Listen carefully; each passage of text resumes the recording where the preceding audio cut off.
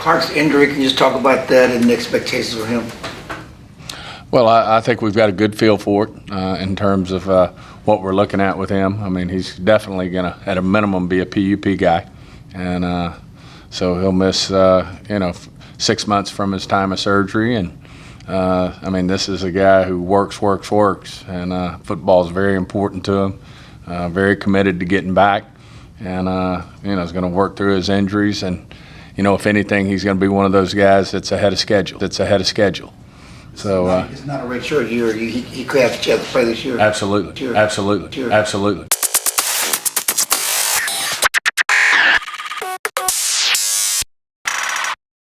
So watching obviously Stephen Jones talk about Damone Clark, I'm very excited because I think it's some things that maybe people didn't see or hear. But when you slow down and you really listen to some of those key buzzwords, he talked about Damone Clark, works. Key thing that he said is, from their view and their research, is that he's ahead of schedule. That's important. We're going to come back to that. He also talked about 6 months from his surgery likely being on the PUP list.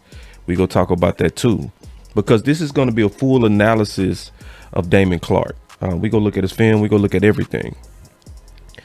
And then this is the key part. And we go break this all the way down. That's why you got to stay to the end. He said he could absolutely play this year. Now, is Stephen Jones playing us? Is he giving us artificial hope? Or is that real? Because that's a very, very big statement. Like literally insisting. Yeah, and that made big news. Cowboys news. Stephen Jones insists Damone Clark could play in 2022 because a lot of people wrote him off. They heard about spinal surgery and they was like, "Ooh, no, take him off of your list." And I understand, but I'm gonna tell you right now, medicine is totally different, and we gonna talk about that as well. So I'm gonna just first say I was very high on Damone Clark. All right, so when you look at his film, you'll see some of the reasons why. One of the things that pops off on his film is you can definitely see he's big. You can just, even looking at him, you can see the height and the stature on him, which is similar to what Dan Quinn is always looking for. He's looking for those long, rangy linebackers, right? Athletic linebackers. It's one of the reasons why I gave him such a high grade in the Boss Cowboy God. I literally had on him, I had a first round target. So it's like, man, that's aggressive. Most people had him around the second or third, even before the surgery. But remember, when I write the Boss Cowboy God, I write this for the Cowboys. I write about candidates that fit us. So with another team, yeah, he'll be a second round to another team. But when you think about the marriage with him to Dan Quinn, yeah, that should be exciting, and why we should be aggressive, and why I'm glad we was aggressive. All right. So if you look at what I wrote in the Boss Cowboy God, I said Damone Clark is the prototypical Dan Quinn linebacker that's athletic, not too bulky, runs very well. Without knowing the design of defensive schemes, Clark seemed out of place and would occasionally get stuck on blocks just from looking at him play. So without knowing the schemes, it did appear that he would occasionally get stuck on blocks. I did not see the dominant instincts of a linebacker or somebody that spent a lot of time in the film room to where he could see the plays developing before they happen. But if partnered with Dan Quinn, and I should have also added George Edwards, then bet on tremendous upside. So when you look at CBS, right? And CBS basically said the exact same thing that I said. Said needs to prove in strength. I didn't see that. I didn't see a problem with strength. But they also talked about getting off blocks. And then they talked about dealing with the recovery from spinal surgery in March. But remember, Stephen Jones, he talked about 6 months from surgery is what his goal date is.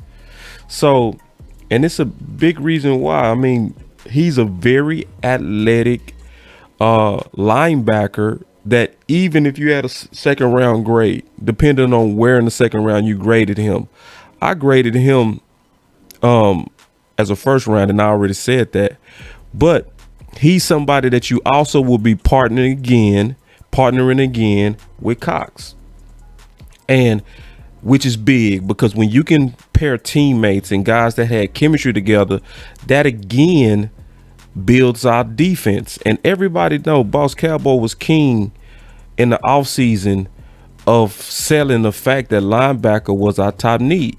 Now, a lot of people didn't agree with that, but now that they talked about it at the press conference, everybody should be caught up that I was right about that, especially when you see how much they invested into linebacker. It's just obvious that it's a tremendous need, and it's somebody that they really targeted.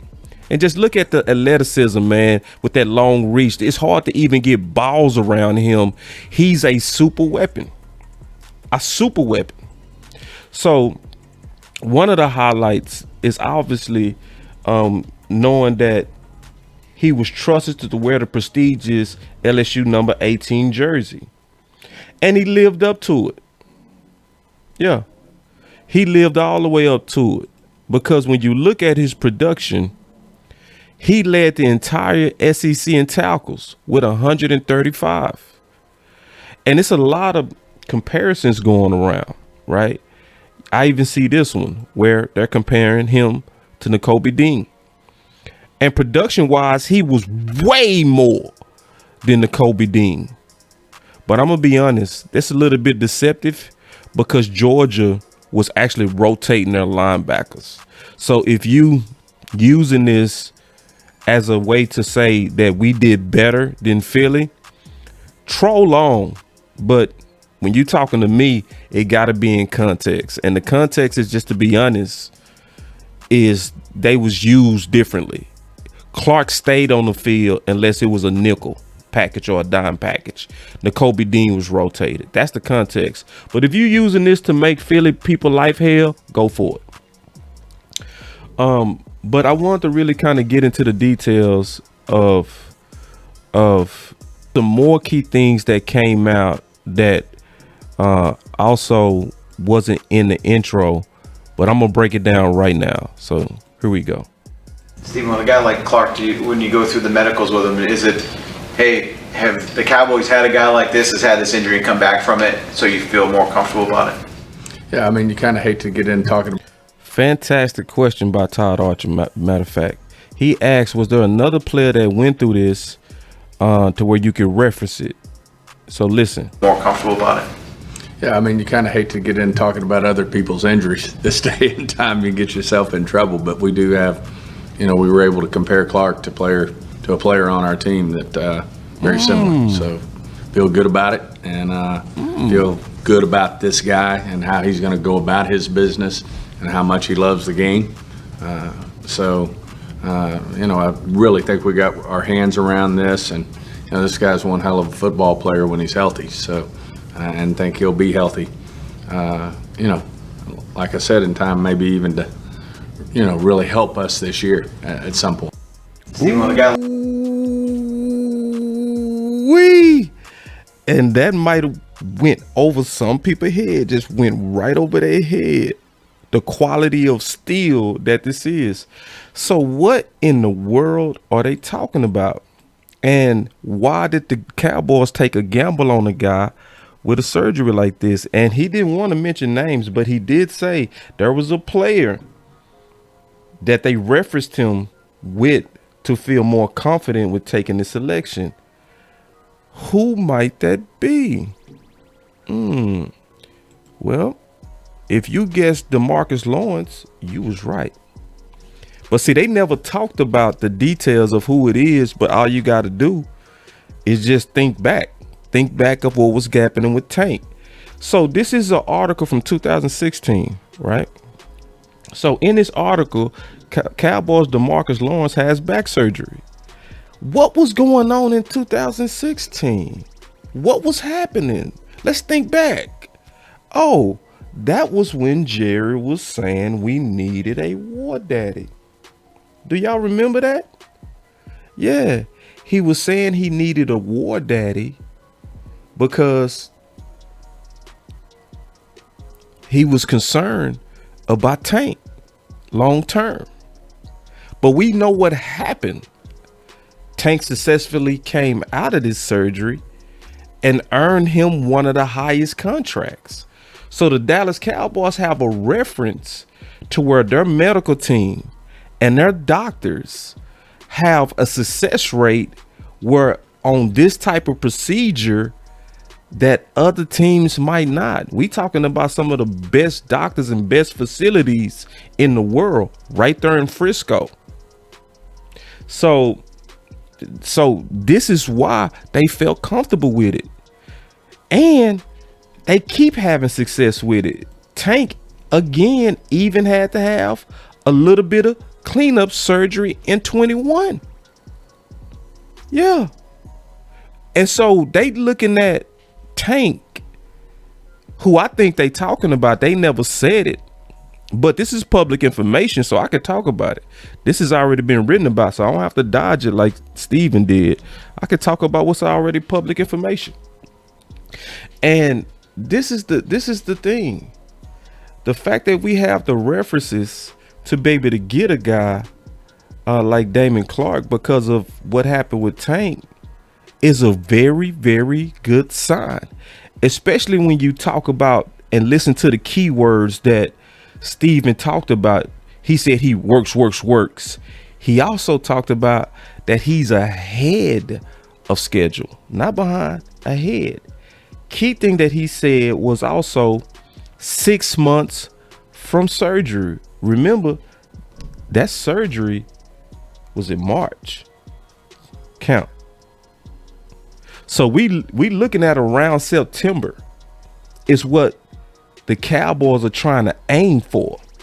So to know if that's a realistic timeline, the last thing we got to do is look up PUP and the rules of the PUP list. All right. And I got it right here. I got you. Boss Cowboy go take care of you. So check this out. If we look at the physical unable to perform list, which is the PUP, which they say they go likely start him on, they also started Tank on that after his surgery in 2016. Keep that in mind. All right. It said the physically unable to perform list, more commonly known as the PUP list, is a list in football that a player is placed on when they are suffering from a football related injury during the preseason. A player that is on the preseason PUP list may participate in team meetings and use their team's medical and training facilities, but they are not allowed to participate in team practices. That's the barriers around being on the PUP list. Let me make this a little bit bigger. All right, so here we go. It says it's important to remember that there are two separate PUP lists: the preseason PUP list and the regular season PUP list.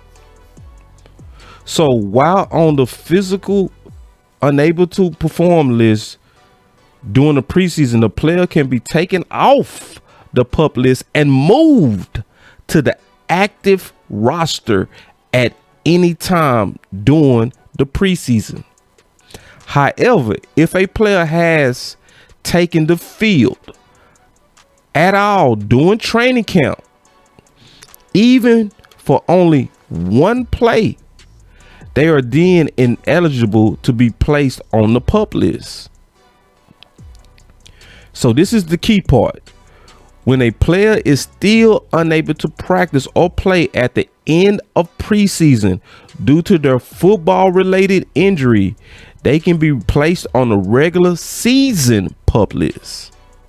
However, when placed on the regular season PUP list, they're required to sit out the first 6 games of the regular season that their team plays, regardless if they are healthy enough to play before the 6th game.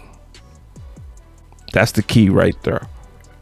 So that gives us a nice window of what can be expected with Damone Clark and to potentially get this bona fide killer to the Dallas Cowboys. And I gotta say, man, I'm proud of the Dallas Cowboys taking this risk.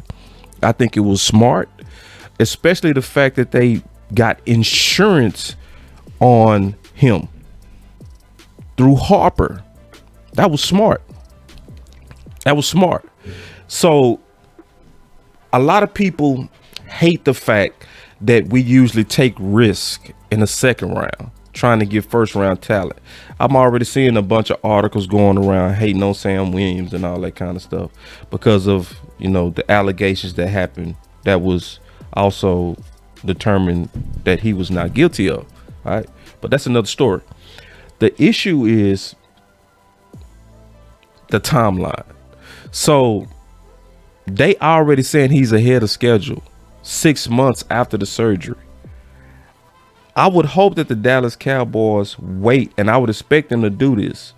I would expect them to wait, even if he's ready around September, right around the end of preseason. I would expect the Cowboys to give him 6 games to put him on the regular season PUP list, right? To just make sure he's that much more ready. Like, we all know Mike McCarthy was the king of load management last year and played it safe with a lot of guys that started to emerge right around mid-season. We started getting guys back that we was waiting on. The Tristan Hills, the Neville Gallimore. They're going to take their time and they're going to make sure that he's ready to go. But when he comes, y'all get ready. It's going to be Fully Wayne. Yoga fire. Fully Wayne. Because the Dallas Cowboys sneakily got them a second round talent. I say first round when you measure him with Dan Quinn. When you put him with Dan Quinn, that to me, and George Edwards, to me, that even makes it higher. So basically, I wanted to give y'all the full analysis on the potential of Damone Clark, because it's something to be excited about. It's something to be very excited about. And y'all stay on the lookout, because we dropping more and more content on all these drafted players. And we do a full analysis to try to give you not just the film, because we go show you the film and obviously some highlights and stuff like that. But we trying to tell you the deeper story as well here at Boss Cowboy Sports. So we did one on Tyler Smith. Y'all go check that out. We also did one obviously on Sam Williams, and now we doing a breakdown on Damone Clark. All right, but y'all stay with Boss Cowboy Sports. Continue to like, share, and subscribe. And I want to hear y'all comments. Tell me what you think of this breakdown, with the PUP breakdown, with the how he fits that Dan Quinn, or whatever you want to talk about. Put it in the description. And last of all, make sure you like this video and share this video, because I'm excited about it. Boss Cowboy Sports, where your voice matters. Peace.